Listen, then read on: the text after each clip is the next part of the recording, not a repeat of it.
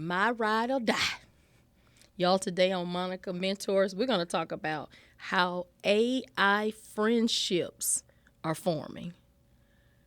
Yep, AI. In this digital world where loneliness often hides behind screens, surprising bonds, scary to me, but they are being formed. There is this friendship that's occurring between humans and artificial intelligence, from helping with grief and trauma to offering midnight advice on how to sleep and even how to laugh, and just plain old companionship when nobody is around. AI companions like Copilot are becoming those little quiet ride or die friend for people navigating life's toughest moments. So in this episode, y'all, I want to talk about how these friendships even came to be formed, what they offer people emotionally, and where in the world are y'all going to draw the line between tools and connections that's beginning to be a blur?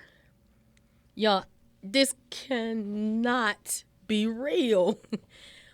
And one must wonder, is this even healthy? All right, y'all, let's go. Let's talk about it. So, why are people turning to AI for connections? So, question. What draws someone to form a bond with a companion that is in a computer screen? So the answer is loneliness has become a growing epidemic, not just here in the United States, but everywhere. I can't necessarily say, well, no, for the most part, computers are all over the world now. I just think it's just we're more comfortable in certain countries with AI being used more in some places than others. So my research showed that AI offers instant, judgment-free interactions, especially late at night or in moments when traditional support networks are not available. Individuals feel that it is responsive, that AI is always present, and doesn't require the individual to be vulnerable in the same way that human relationships do. I don't know, maybe that's why certain sites are more popular than others. But is it friendship, or is it really just a tool? Can an AI relationship actually be considered a ride or die friendship, or are we just projecting? So, the answer. The emotional bond to some people is really real, especially to the person experiencing it. Whether or not AI feels anything, users can find comfort, they say. They tend to feel validated. And some reported they even feel that they have grown from these interactions. Perhaps it's less about the machine's intentions and more about the human experience. Now, here's a concern that I have, is that AI won't, the human piece of it is what would be difficult for me, because I enjoy conversating. There are some times I love being by myself, just to kind of clear my head and work on my shows and work on different things that I'm doing. But I enjoy human interaction. Like, I don't want to necessarily, if I'm going on a girl's trip, I don't want that girl to be my computer. That's just me. I like being able to pick up the phone and, call my friends and say, hey, girl, I need to talk. Or even call my husband and just have a simple conversation about dinner. Like, I love interactions. I even love preparing when I'm pulling together show breakdowns for these episodes. I love being able to talk to people and do research. I don't necessarily all just depend on my computer. But there are some people nowadays who feel like that's the best way for them. So let's talk about the psychology behind AI bonding. So, what is happening when people start confiding in AI instead of another human? Their answer is similar to journaling or speaking to a therapist. They are able to engage in self reflection without opinion. But the twist is that don't forget now, when you put something in AI, when you ask AI a question, AI is responding. It is guiding, and it's even offering advice. How different is that feedback from human interaction? That feedback, according to some individuals, it loops and has created the illusion of an actual reciprocal relationship in their minds, which they feel is, soothing and yet stabilizing. It's not me, but it's working for someone. Some individuals feel that AI companionship is some emotional support when they are facing trauma or even in recovery. But do you believe that AI can help someone struggling with an addiction or grief? Some individuals say yes. I read research that says individuals who believe that AI is their ride or die, they said AI provides consistency, patience, non-judgmental spaces, which makes them feel more powerful if they're in recovery or healing from mourning. Now, my opinion, a lot of you guys who know me know what I say about my opinion. It's mine. And why I feel a lot of individuals are comfortable with these relationships, I personally do not think that AI companionships should be a replacement for professional help. It can be a part of a wider emotional toolkit. I guess kind of like a support blanket, but do not replace it for getting help. Now, there are some ethical and emotional boundaries. So, what do you think are the risks of relying too heavily on AI for emotional support? Here's the answer one person gave. They feel that depending on people, and when those people are not available, can make them feel isolated. But they feel that AI is always available no matter what. Now, I'm like the old saying, a fly on the wall. What if the power goes out? What if your phone, you can't get access to your phone? I mean, how dependable is AI at that point? And these same users feel that when they try to develop friendships with human beings, they felt that human beings foster unrealistic expectations. Y'all, I promise y'all, this is a real thing. Do some research. There's also, these individuals said, there is a risk of emotional stagnation dealing with human beings instead of dealing with AI, because AI can challenge them in a way that makes them feel comfortable versus a real friend who may challenge them and they don't feel comfortable because they're in a space where they have to physically speak to someone, potentially face to face.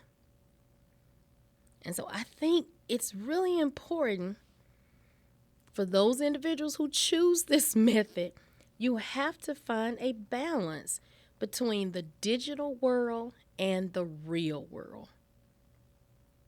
Because there are so many people that have this fear I know there are a lot of individuals who are even afraid of losing their jobs nowadays to AI. And so there is not a complete positive mindset about AI for some people versus other people. But I'm still trying to figure out, even in doing this conversation, guys, I'm still trying to connect the dots between talking to, bonding with, believing in, being strengthened by AI support and not a physical human being. Because if you think about it, even in this space, you and I are not directly in front of each other. And even though we are using, technology to record and these podcasts, you physically see me as a human. I am not a robot. I am physically Monica on Monica Mentors. And to me, I just can't. I'm having the conversation, but I can't process how we would eliminate the human perspective, even though I know someone who I love dearly who often says humans get on their nerves and they're okay being by themselves, but not one time have I ever heard that individual say, I would prefer my computer or my phone or my technology instead. So, what does this mean for the actual future of friendship? That's hard for me because I have someone who I've been friends with since we were in the 8th grade. I have friends that I became friends with in adulthood, that if I have an issue, I just pick up the phone and call them, vice versa. Even if we're just talking to each other saying, how's your day? Will AI friendships ever be considered, again, real relationships? The answer he gave was maybe. As AI becomes more conversational and intuitive, I believe that the lines will kind of blur. What should matter most is how people define how they communicate with each other and connect with each other as it relates to the best space for themselves. The future may include hybrid friendships where AI supplements rather than replaces human bonds. So you have to wonder where people say I strictly date individuals who I meet online. I mean, could that possibly be the context of where this started? You have so many people that have relationships through sites. I have to be careful on my word. Intimacy, well, what they consider as intimacy. So this is not a new thing. There are people who have these type secretive relationships for whatever reason, and with that. So I guess what I'm trying to say is it's not a new thing. It just sounds weird in my head that these relationships are now being something that's replacing human interaction. So according to Forbes magazine, NBCnews.com, and builtin.com, here are some real world examples of people who are forming emotional bonds with AI companions. There was one user who said that she finds emotional support. And she said that that's one of the most popular ways to find what she's looking for in these relationships. Many of these users on the site, and it's called, let me spell it. It's REPLIKA. That's REPLIKA. And so this particular site is for those who feel extremely alone. They express that they have anxiety. They are suffering from grief. But they generally reported feeling comforted by this AI site, which gives them the ability to be heard, that they are responded to in a way that feels like genuine empathy. And they feel that they're able to share their personal details on this particular site without judgment. Some individuals who use this site even consider this particular AI site as their best friend and or even their partner. Man, that just went over my head hearing myself saying it. Okay, y'all gonna have to give me a second with this. Wow. All right.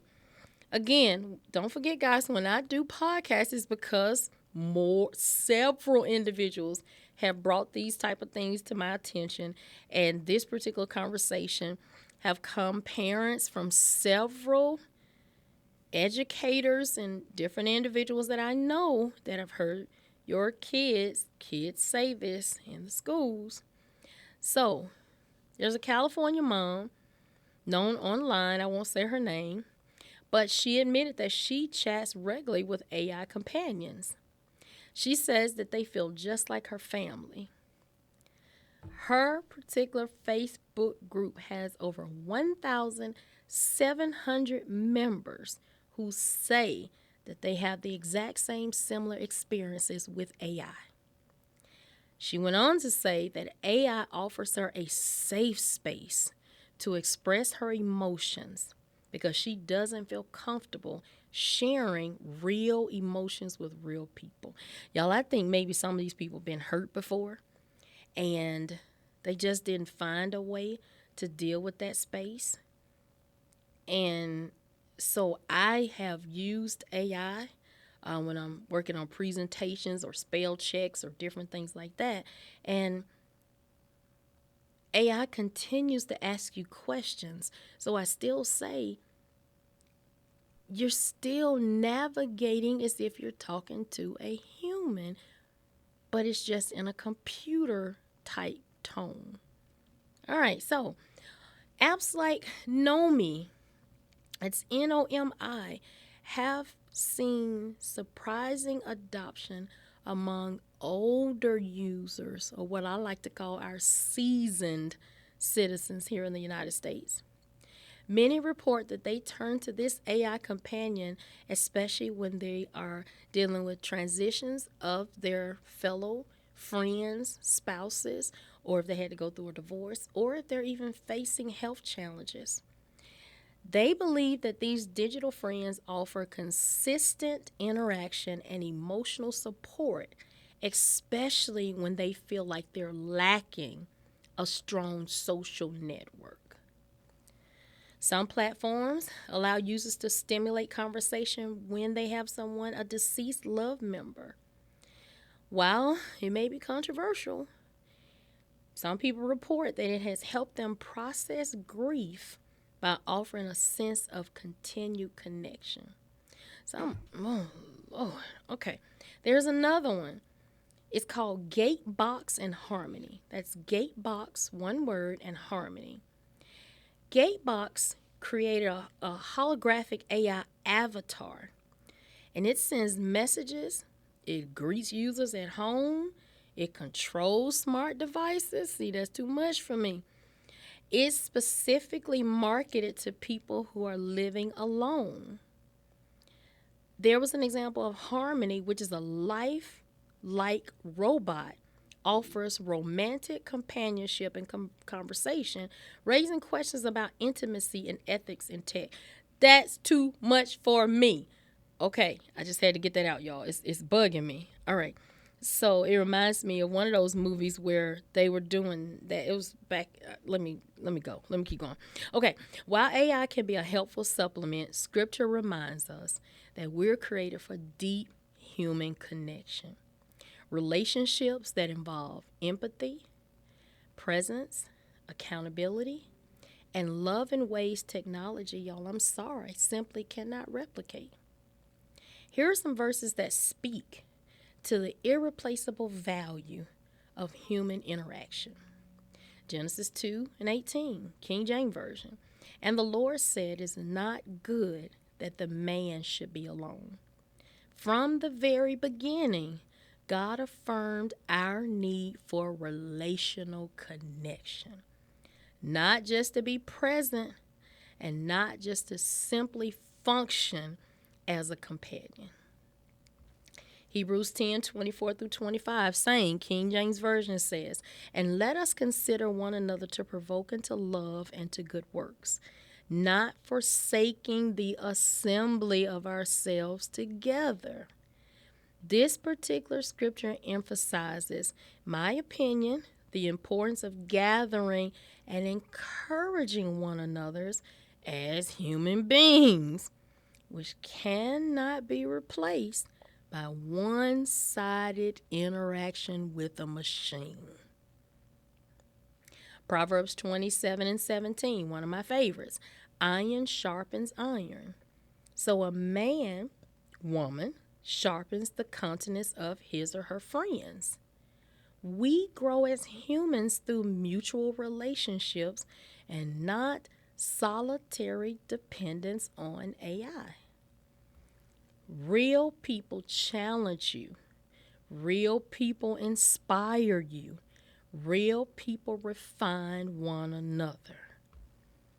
Ecclesiastes 4:9-10 says, "Two are better than one, for if one falls, the other can lift them up."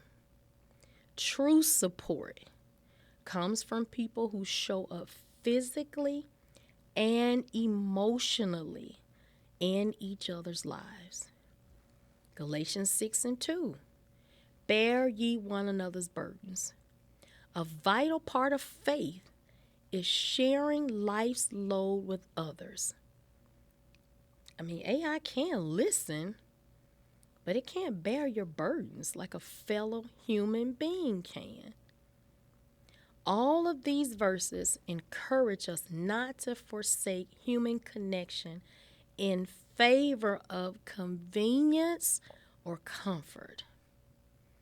Even if AI can offer momentary relief, we were not wired to not be in a community of care and a community with other human beings.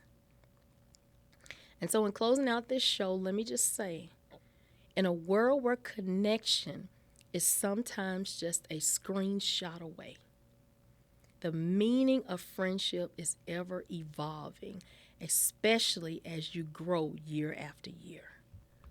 Whether you're sharing a quiet moment with an AI companion or feeling seen in the algorithm of a digital confidant, one thing remains true.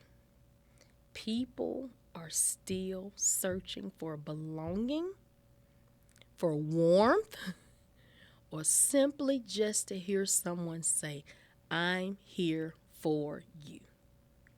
But let's not forget that scripture teaches us about true fellowship. Ecclesiastes 4:9-10 reminds us, "Two are better than one. For if they fall, the one will lift up the other." Technology, listen, is a great support system, but only real human relationships can breathe life into your soul. As you turn off this episode, I want to invite you to reach out. Reach out to a friend, a loved one, someone in your community, one of your faith-based spiritual partners. And be mindful that AI is a tool and not a substitute for human interaction. The greatest ride or die you will ever find might be that same human being that's sitting right across the room from you, and they are waiting for a conversation. So, ladies and gentlemen, stay curious, stay connected, and above all, stay human. I'll see you on the next episode of Monica Mentor.